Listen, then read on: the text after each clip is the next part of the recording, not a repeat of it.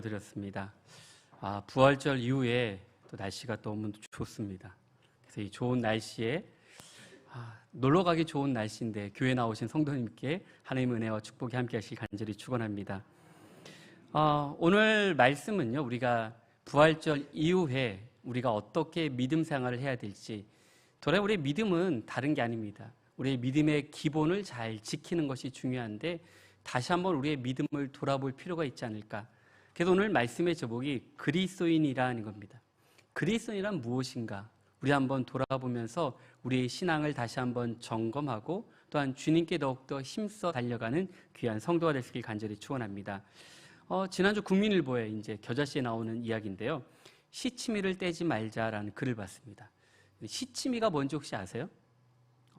저도 많이는 썼는데 시치미 떼지 마라고 했는데 그 근원을 몰랐습니다. 보니까요, 고려시대 매 사냥이 참 성행했답니다. 그래서 자연스럽게 매를 키우는 사람도 훈련하는 사람도 많아졌습니다. 그 수가 늘어나니까 뭐가 문제일까요? 누구 건지 모르는 거예요. 딱 잡아서 내 거야, 내 매야, 그럴 수가 있습니다. 그래서 한 가지 방법을 고안한 게 뭐냐면, 이제 그 매 그 등에 이제 이름과 주소를 뼈로 만든 네모난 뿔에 적어서 매의 꽁지 깃에 딱 달기 시작을 했습니다. 이것이 바로 뭐냐면 시침입니다. 시침을 보고 매 주인을 찾아주라는 뜻이었는데, 도리어 어떻습니까? 욕심 많은 사람들은요, 그것을 떼버립니다. 그리고서 자기 것이라 우깁니다. 그때 나온 말이 뭡니까? 시침이 뗀다라는 얘기입니다. 몰랐죠? 저도 몰랐습니다. 근데 이 뜻이 지금 어떻게 했습니까? 어떤 일을 저지르고도 모른 척한 데 쓸 때 쓰는 말이 시치미를 뗀다는 뜻입니다. 우리 그리스도인도 마찬가지입니다. 우리가 그리스도인이라는 시치미를 분명히 달고 있습니다. 그런데 우리가 예수 그리스도가 나의 삶의 주인이 된다는 것인데, 예수 그리스도가 십자가에 달려 죽으시고 우리의 죄값을 대신 지불하셨고 그 은혜로 우리가 하나님의 자녀가 되었습니다. 그런데 우리 소유된 우리에게 시치미를 떼려는 유혹이 바깥에서 때로는 우리 안에서 우리를 찾아올 때가 얼마나 많이 있습니까? 그래서 우리는 어디에 속한 사람인가를 기억하면서 시치미를 떼지 못하도록 지키며 살아가는 것이 바로 믿는 자의 길입니다. 오늘 우리 그리스도인들 마찬가지입니다. 우리 그리스도인들이요, 교회 올 때는 우리가 그리스도인의 시치미를 딱 붙이고 오는데, 예배를 마치고 하면 어떨까요? 나가면서 슬쩍 떼버리고 안주머니에 슬쩍 넣어서 일주일을 살다가 또 이제 교회 올 때만 다시 또 슬쩍 붙여서 내가 그리스도인 것을 증거할 때가 있습니다. 그런데 우리는요, 이 시치미를 떼지 않고 믿음을 지키는 그리스도인이 되셔야 됩니다. 어디 가든지 내가 누구인지를 증거할 수 있는 성도, 어디 가든지 내가 누구인지를 보여줄 수 있는 성도가 바로 그리스도인입니다. 오늘 바로 이 그리스도인은 바로 다른 것을 말하는 것이 아닙니다. 우리가 신앙생활 잘하고 싶은데 여러분 어때요? 어려워요. 신앙생활 잘하고 싶은데 내 마음대로 안 됩니다. 왜 그럴까요? 주변에 우리가 유혹하는 것들이 너무 많이 있습니다.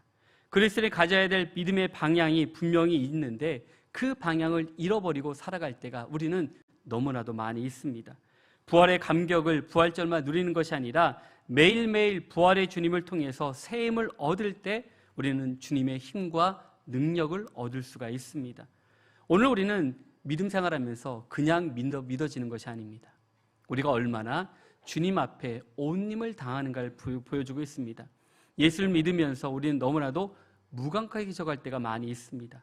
겉모습만 그리스도인 채 할 때가 얼마나 많이 있습니까? 지난 금요일 기도할 때요, 이제 우리가 이제 새 사람을 입으라라는 주제로 에베소 교회에 대해서 얘기를 했습니다.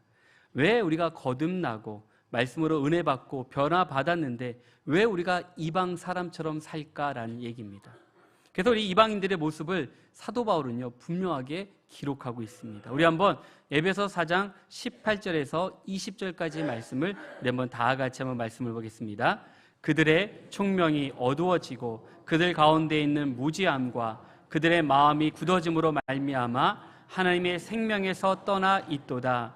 그들의 감각 없는 자가 되어 자신을 방탕에 방임하여 모든 더러운 것을 욕심으로 행하되 오직 너희는 그리스도를 그같이 배우지 아니하였느니라. 아멘. 오늘 에베소서 4장에서는요, 이렇게 분명히 표현합니다.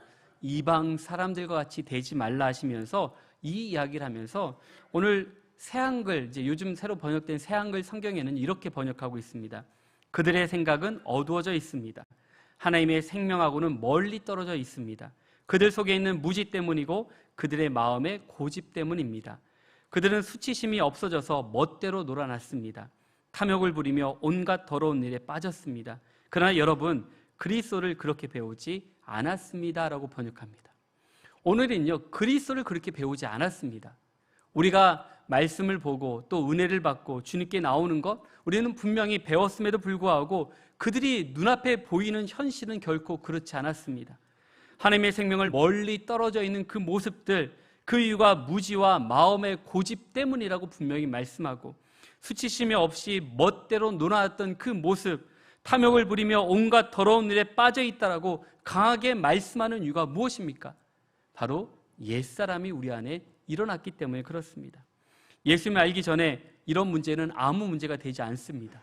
왜 그렇습니까? 그런 일을 행했기 때문에 그렇습니다.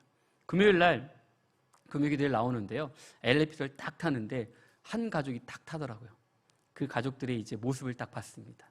그래서 이제 4명이었는데 딸 둘 있는 가정이었습니다. 딸들 중에 하나는 이제 튜브를 딱 끌어안고 가고 있고, 아빠는 이제 아이스박스를 끌고, 또 엄마는 이제 트렁크를 끌고 가고, 또 막내는 공을 들고 갔습니다. 딱 보니까 어디 물놀이 가는구나 생각이 들었습니다. 그래서 금요기도에 딱 왔더니요, 앉아보니까요, 와, 많이 뵀어요. 많이 놀러 가셨구나 생각이 들었어요. 왜 그런가 했더니 날씨가 너무 좋은 거예요. 그런데 이런 날씨 좋은 날 우리가 돌아보면 참 갈 곳도 많고 할 것도 많고 볼 것도 많습니다. 근데 우리가 이렇게 많은 일을 할 수 있는 게 뭐냐면 여유가 있기 때문에 그렇습니다. 어제 장례를 가면서 이제 부안을 갔다 왔는데요, 우리 가면서 권사님 그런 얘기를 하시더라고요. 예전에는 농사 때 참 바빴다고. 왜 바빴냐? 다 손으로 하기 때문에 바빴대요. 근데 요즘은 농사를 어떻게 짓죠? 기계로 다 집니다. 아니, 다 져줘요. 그러니까 모 심을 때 이제 이양기로 다 해주고, 탈곡할 때는 또 트랙터로 다 해주고, 이제 농약 뿌릴 때는 드론으로 쫙 뿌려줘서요, 크게 손 갈 일이 별로 없대요. 그래서 이제 추수만 잘하면 되는데, 요즘 그렇게 됐는데도 불구하고 우리는 어떤가? 무엇 때문에 이렇게 바쁜가를 돌아보니까요, 우리는 다른 일에 너무나도 바쁘다는 거예요. 여러분, 예전보다 잘 살아요. 예전보다 우리가 잘 먹어요. 근데 그것이 다는 아니더라고요. 우리의 신앙생활에 있어서 우리는 어떻게 주님 앞에 믿음을 가져야 되는가? 예배소 교회를 향해서 사도 바울이 이야기하는 것은 이 예배소가 왜 중요한가? 예배소는 아시아의 머리였고, 또 에베소는 소아시아의 정말 어머니 같은 교회가 에베소 교회였습니다. 그런데 그 지역은 어떤 지역이었습니까? 아데미 신전이 있었고, 수많은 우상들이 만연했고, 또한 성적으로도 음란했던 도시가 바로 에베소 도시였습니다. 그런 곳에서 믿음 생활하는 건 결코 쉽지가 않습니다. 눈만 돌리면 정말로 예전의 나의 모습이 그대로 드러나는데, 그냥 나의 시치미만 떼면은 그냥 그들과 함께 어울리면서 아무런 문제가 되지 않는데, 내가 이 시치미를 달고 있기 때문에 너는 예수 믿잖아라는 그 말 한마디가 도리어 우리의 짐이 되어서 그들과 함께 어울리지 못할 때가 얼마나 많이 있습니까? 그런데 사도 바울은 분명히 우리에게 말씀해 주십니다. 내가 너희에게 예수 그리스도를 그렇게 가르치지 아니했다라고. 내가 너희에게 가르친 게 무엇인지 너희는 알고 있지 않느냐라고 다시 한번 말씀해 주고 있습니다. 오늘 우리가 살아가면서 우리의 믿음 생활은요, 정말로 우리가 얼마나 힘을 다해 주님께 나아가는지를 분명히 점검하셔야 됩니다. 에베소 교인들처럼 우리의 신앙이 어쩌면 옛사람의 모습처럼 이방인을 쫓아가는 모습이 아닌지 우리의 신앙을 먼저 점검하셔야 됩니다. 그들에게 말했던 게 무엇입니까? 가장 먼저는요, 우리 안에 감동이 사라지게 됩니다. 여러분, 이 감동은요, 예수 믿는 성도들이 주님께 나올 때 이런 믿음의 감동들이 있습니다. 예배를 드리면서 은혜 받는 성도가 있고요, 찬양을 드리면서 은혜 받는 성도가 있고, 기도하면서 그 기도에 은혜 받는 성도가 있고, 말씀을 들으면서 우리가 은혜를 받습니다. 근데 놀라운 거는 같은 말씀을 들어도 어떤 분은 막 마음에 찔림이 있지만 어떤 분은 그냥 무슨 말씀인지 모른 채 지나갈 때도 있습니다.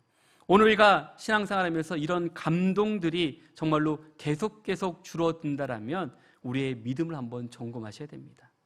우리가 주님 앞에 이런 감동이 회복될 수 있도록, 하나님께 더욱더 기도할 때 모든 것이 우리 가운데 은혜로 부어주실 줄로 믿습니다. 또한 뭘 점검해야 될까요?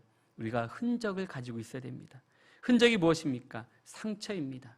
우리가 그러면 예수 믿으면 예수 믿는 흔적이 분명히 있습니다. 왜 흔적이 있을까요? 그거는 내가 믿기 때문에 드러나는 표현들이 있습니다. 어제 장례를 갔는데 이제 마치고 나오는데 이제 상주 중에 한 분이 저를 보고 딱 인사하시더라고요.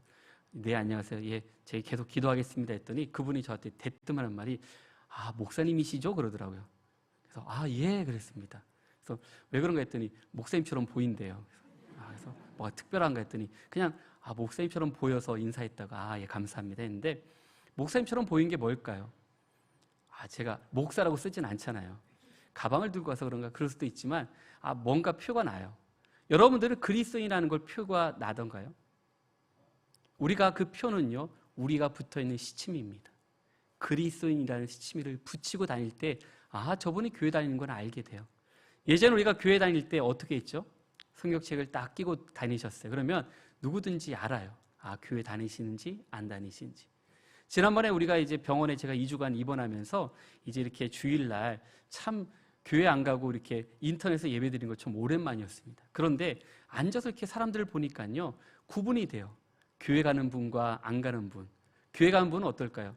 양복을 딱 입고 또 정장을 입고 가신 분들은 교회 가시는구나. 저기는 어떤 교회 가실까라고 이렇게 궁금증을 가지면서 또 기도도 한 적이 있습니다. 오늘 우리가 보면 그러한 흔적들을 가져야 되는데 우리는 이 믿음의 흔적들을 어때요? 숨기고 감추려고 합니다. 예수 믿는 사람들은요, 이것을 잘 드러내요. 그런데 예수 믿을 따르는 이런 징표가 없이 우리가 그리스도인이라 말할 수가 없습니다. 오늘 우리가 신앙생활하면서 예수 믿는 것을 숨기는지 아니면 우리가 증거하는지 한번 나를 점검해 보시기 바랍니다. 또한 우리는요, 영적인 반응이 약해질 때가 한번 있습니다. 우리가 예수를 잘 믿으면요, 인간적인 반응보다 영적인 반응이 더 앞서게 됩니다. 인간적인 반응이 뭘까요? 계산하게 됩니다. 손익계산서를 불어이 봅니다. 내가 손해가 볼 거면 안 하고 나에게 이익이 될 거면 정말로 물불 안 가리고 일할 때가 많이 있습니다. 그런데 우리가 예수 믿고 나서 가장 어려운 것은 분명히 결정해야 될 많은 순간에 얘가 예수 그리스도의 믿음으로 향할 때 힘들고 어려울 때가 얼마나 많이 있습니까? 하나님과 거리가 멀어지는 이유가 뭐냐면 우리가 인간적으로 계산하고 또한 생각하기 때문에 넘어질 때가 너무 많이 있습니다. 오늘 예수를 믿으면서 너무나도 많은 것을 잃어가는 이유가 무엇이겠습니까? 우리가 그리스도인이라는 것을 잊어버리기 때문에 그렇습니다. 오늘 우리가 신앙생활하면서 주님을 믿는다고 말하지만 우리가 입술로만 믿고 살아가는 성도가 돼서는 안 됩니다. 우리가 잠자는 영혼을 깨워서 다시 우리가 예수를 믿는 삶의 의미를 발견하고 예수를 잘 믿어 이 세상에서 더욱더 예수 그리스도의 복음을 증거하며 선포할 때 하나님께서 우리에게 놀라운 은혜들을 우리 가운데 부어주실 줄로 믿습니다. 그래서 오늘 말씀처럼 그리스도인이라는 단어가 어디 나올까요? 우리 사도행전 우리 11장 26절 말씀을 다 같이 한번 보겠습니다. 만남에 안디옥에 데리고 와서 둘이 교회에 1년간 모여 있어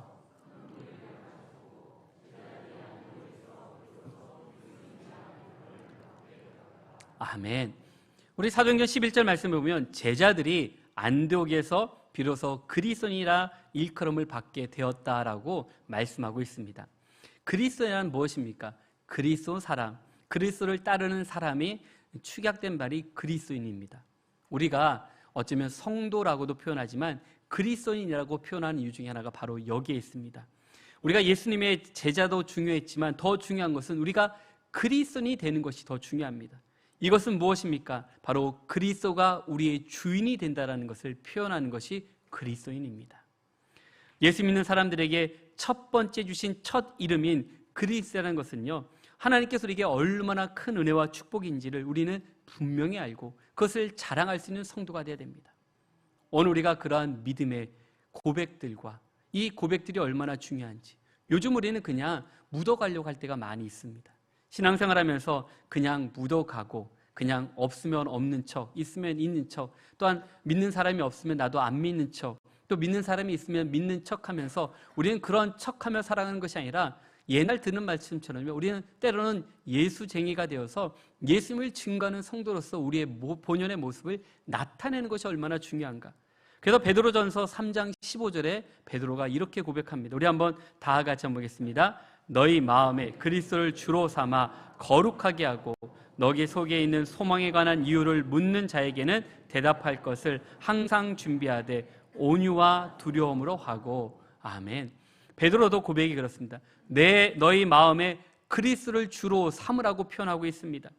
오늘 우리가 내가 어디에 속한 자인지 분명히 알게 되면 우리는 세상 유혹과 시험들을 이겨낼 수가 있습니다. 우리가 그리스도 안의 사실을 분명히 고백하고 선포하게 되면 우리는 그것을 증거할 수 있는 힘을 우리에게 주십니다. 그래서 그리스도라는 말은 막연하게 대충 말하는 것이 아닙니다. 구체적이고 독특하고 분명하게 우리에게 말씀해 주고 있습니다. 오늘 그리스도인이 되는 것은 각자에게 주신 은혜들이 분명히 있습니다. 나를 만나 주시고 경험해 주시고 또한 나를 통해서 역사하신 은혜가 분명히 다릅니다. 그런데 그 은혜를 통해서 모두가 내가 만난 예수님을 증거할 수 있는 성도들이 되어야 됩니다. 이것을 알아가는 것도 어쩌면 우리가 주님께서 우리 마음을 붙잡아 주지 아니하시면 우린 그것을 깨닫지 못할 때가 얼마나 많이 있습니까? 오늘 사도 바울은 예배소 교인들에게 내가 만난 예수님에 대해서 분명히 설명하고 있습니다. 우리 예배소서 2장 우리 1절에서 5절까지 말씀을 한번 천천히 한번 말씀을 다 같이 보겠습니다. 그는 허물과 죄로 죽었던 너희를 살리셨도다. 그때 너희는 그 가운데서 행하여 이 세상 풍조를 따르고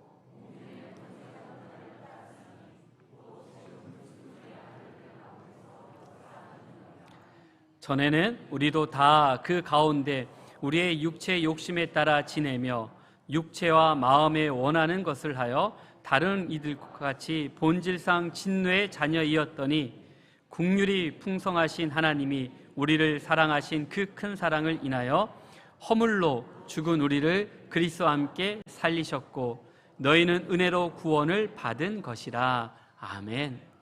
오늘 사도 바울은 예배소 교인들에게 그리스도인이 되는 것에 대해서 분명히 말씀해 주고 있습니다. 이것은 얼마나 놀랍고 특별한 일인지, 그리스도 된 사람은 착하고 선하고 좋은 일을 하고 잘해주는 것을 말하는 것이 아닙니다. 그것을 뛰어넘어서 변화된 그러한 하나님의 놀라운 은혜와 역사가 우리 가운데 임한다라고 가르쳐 주십니다. 그것은 바로 예수 그리스도를 만남을 통해서 이 모든 것이 이루어집니다. 오늘 본문에 그리스도인 누구인가를 말해주는 가장 중요한 말씀이 있습니다. 오늘 사도 베드로가 이제 설교하는 그 설교 중심의 주제, 오순절 이 설교를 통해서 우리에게 무엇을 말씀하고 하는지를 분명히 말씀해 주고 있습니다. 오늘 본문의 38절과 39절 말씀 한번 다 같이 보겠습니다. 베드로가 이르되 너희가 회개하여 각각 예수 그리스도의 이름으로 세례를 받고 죄 사함을 받으라. 그리하면 성령의 선물을 받으리니 이 약속은 너희와 너희 자녀와 모든 먼데 사람 곧 주 우리 하나님이 얼마든지 부르시는 자에게 하신 것이라 하고. 아멘. 오늘 말씀처럼 베드로는 이 오순절 설교를 하면서 하나님의 부르신 자들에게 분명하게 말씀을 선포하고 있습니다.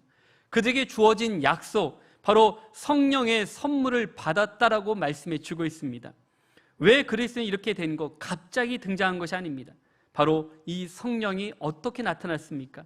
오늘 37절 말씀 우리 한번 다 같이 보겠습니다. 37절입니다. 그들이 이 말을 듣고 마음에 찔려 베드로와 다른 사도들에게 물어 이르되 형제들아 우리가 어찌할꼬 하니 하거늘. 아멘.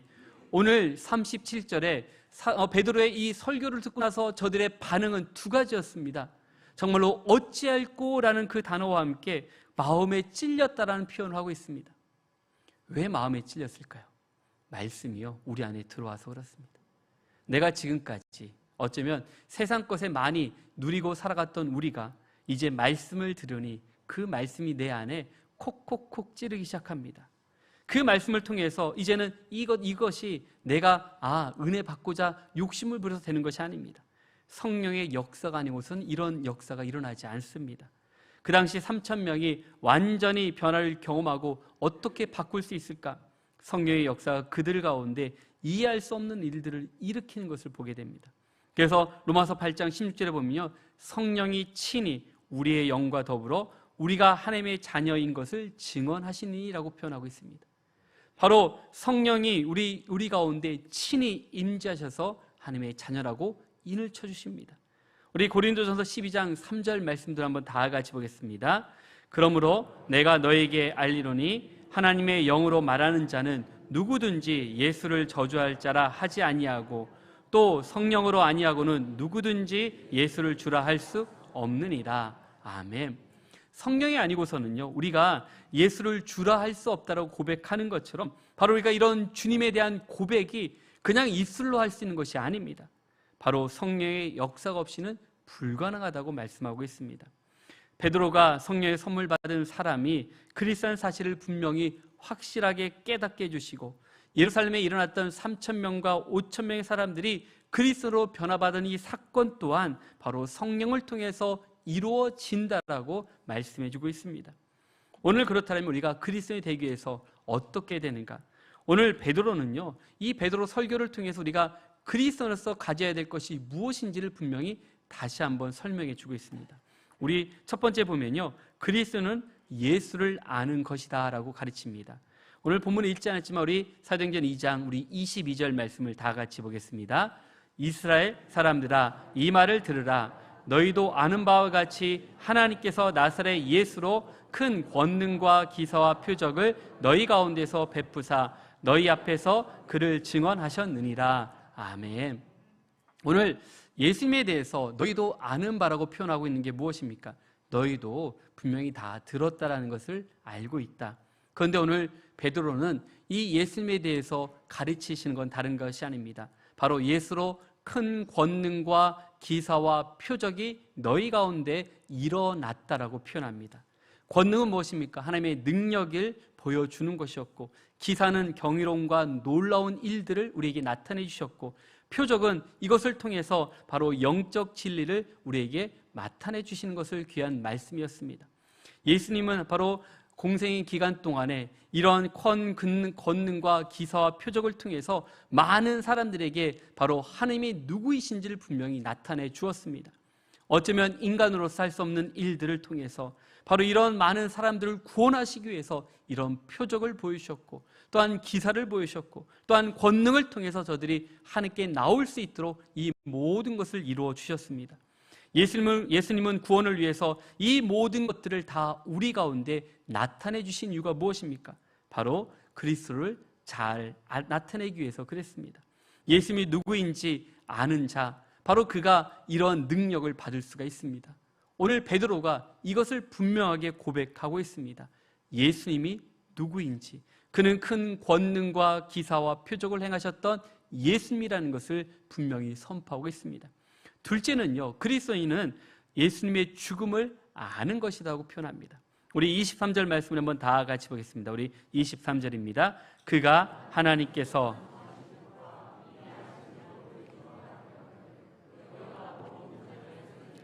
못 박아 죽었으나. 아멘. 오늘 베드로는 예수님의 죽으심에 대해서 다시 한번 가르쳐주고 있습니다. 그는 하나님의 정하신 뜻과 계획이 있다라고 설명해 줍니다. 예수님께서 죄를 졌기 때문에 십자가를 짊어지신 것이 아닙니다. 범죄가 있어서, 큰 죄가 있어 십자가에 달려 죽으신 것이 아닙니다. 뭐라고 했습니까?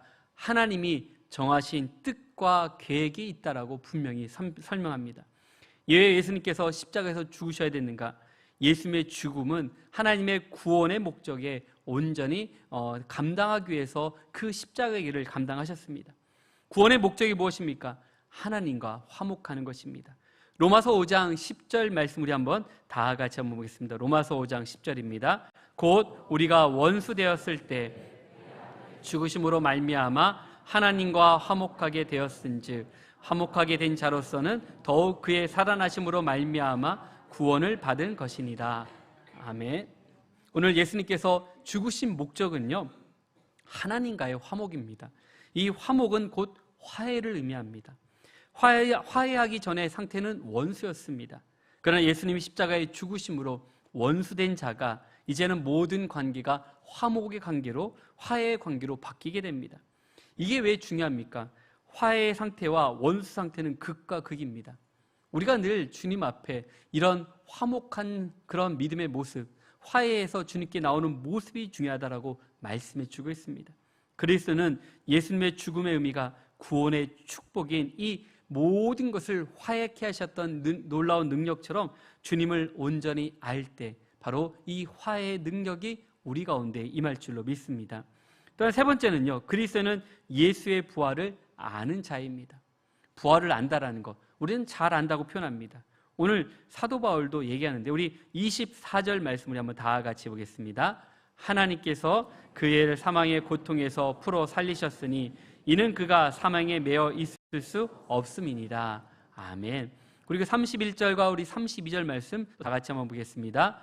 미리 본 고로 그리스도의 부활을 말하되 그가 음부에 버림되지 않고 그의 육신이 썩음을 당하지 아니하시리라 하더니 이 예수를 하나님이 살리신지라 우리가 다 이 일의 증인이로다. 아멘. 베드로가 이 말씀을 통해서 두 가지를 얘기합니다. 예수님께서 부활하신 것뿐만 아니라 우리가 다 이 일의 증인이라는 것을 가르쳐주고 있습니다. 예수님은 사망에 매올 수 있을 수 없는 분, 거기서 끝나는 것이 아니라 바로 무덤 안에 갇혀 있는 것이 예수님의 모습이 아니라 바로 사망과 고통에서 바로 하나님께 그 모든 것을 풀어주심을 통해서 부활하시고 승천하셨다라고 말씀해주고 있습니다. 이것은 놀라운 부활의 진실입니다. 그 시대 이 부활을요 믿지 않는 자들이 더 많이 있었습니다. 왜 그렇습니까? 오늘 베드로도요 이 부활에 대해서 부정적인 생각을 했습니다. 인간적으로 지금 우리의 논리로 우리의 생각으로 도저히 이해가 되지 않는 부분이 너무 많았습니다.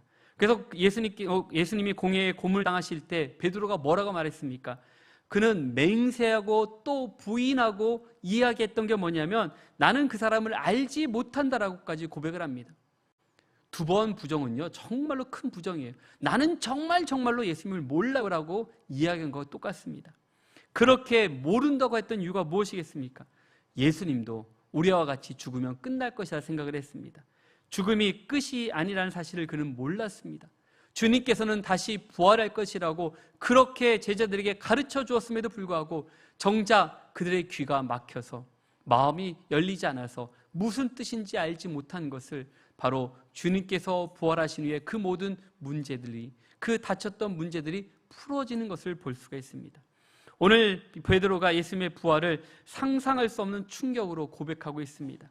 그래서 베드로 서신을 보게 되면 처음부터 그 고백, 내가 예수님을 만난 이야기가 아니라 바로 부활의 이야기를 먼저 쓰고 있습니다. 어쩌면 내가 고기 잡다가 예수님을 만나서 제자가 된 것을 자랑하고 싶은데 그 자랑을 먼저 하는 것이 아니라 부활하신 예수님이 먼저이기 때문에 그것을 먼저 증거하고 있습니다. 우리 베드로전서 1장 3절과 4절 말씀 우리 한번 다 같이 보겠습니다. 우리 주 예수 그리스도의 아버지 하나님을 찬송하리로다.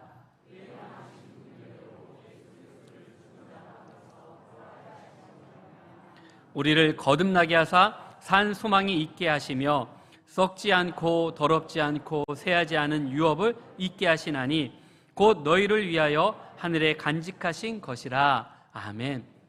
오늘 말씀처럼 베드로는 자신에게 가장 놀라운 은혜, 내가 예수님께 부름 받은 것도 중요하고 또 예수님의 제자가 된 것도 중요하고 수제자가 된 것도 중요하지만 더 놀라운 사실은 바로 부활하신 주님을 통해서 내가 산 소망의 부활임을 깨닫게 됨을 통해 그의 모든 것이 바뀌어지는 것을 보게 됩니다. 그 전까지 그는 내가 누구인지를 자랑했어요. 내가 예수님의 수제자라는 것을, 내가 부름을 제일 먼저 받았다는 걸 자랑했어요. 근데 그것이 쏙 들어간 이유가 무엇입니까? 아까 말한 것처럼 내가 분명히 또 모른다라고 2번이나 3번이나 거절했던, 부인했던 그 부인을 통해서 이제는 하나님 예수님께 똑바로 일어설 수 없는 모습들, 내 양을 먹이라 했을 때 주님께서 아시잖아요 라고 고백했던 그 고백, 그런 베드로에게 주님은 다시 맡깁니다. 내 양을 먹이라라고. 오늘 그 말씀을 통해서 그는 이제 성령 충만함을 받고 나서 마가의 다락방의 성령의 인재를 통해서 그는 가장 먼저 증가하는 것은 바로 예수님이 부활하심을 증가하고 있습니다. 이제는 베드로가 부활을 증가하는 것이 아닌 부활을 아는 성도가 되었고 그 제자가 되어서 많은 사람들에게 예수님이 누구인지를 다시 한번 증가합니다. 그리스도인이란 예수님의 부활을 자신에게 선포할 수 있는 믿음의 성도들이 바로 그리스도인입니다. 그래서 그러한 모습들이 얼마나 갖고 있는지. 마지막으로 넷째는요, 그리스도인은요 예수의 주와 그리스도 되심을 아는 자입니다. 오늘 본문의 36절 말씀 우리 한번 다 같이 보겠습니다. 우리 36절입니다. 그런즉 이스라엘 온 집은 확실히 알지니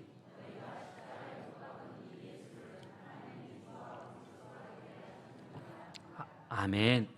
오늘 베드로는 이 설교를 통해서 분명히 고백하는 게 있습니다. 바로 메시아의 부활과 메시아의 승천을 고백하고 있습니다. 베드로는 다윗과 예수님을 대조로 말씀하면서 정의하고 있습니다. 다윗은 예수님의 조상이지만 다윗에게 볼 수 없는 두 가지가 있습니다. 바로 부활과 승천하시는 것에 대해서 말씀하고 있습니다. 베드로는 예수님이 부활하셨고 승천하셨다고 분명히 말하면서 하나님은 예수님을 주와 그리스도가 되게 하셨다라고 강하게 다시 한번 강조하고 있습니다. 그리스도인에게 가장 큰 축복은 바로 예수님이 주가 되시고 예수님이 그리스도가 되는 것입니다. 우리가 잘 아는 베드로의 신앙 고백이 뭐였습니까?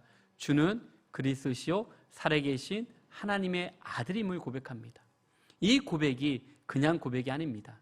지난번에 얘기했듯이 이 고백은요, 내 목숨까지도 위태할 수 있습니다. 이런 고백을 유대인들이 했을 때 그는 잡혀서 돌에 맞아 죽을 수도 있습니다. 그런데 이런 고백을 하는 것은 바로 부활하신 예수님을 만나고 나서 그가 고백하는 것, 주와 그리스도가 되신다라는 것을 분명히 가르치고 선포하고 있습니다. 예수님이 주와 그리스도가 되신 것은 그리스도인에게 바로 예수님은 나의 통치자가 되시며 나에게 왕과 제사장과 선자의 권세를 가진 기름 부으심 받으신 메시아이심을 분명히 고백하는 신앙 고백이 그 안에 있습니다. 그냥 우리가 예수 그리스도라고 고백하는 것이 아닙니다.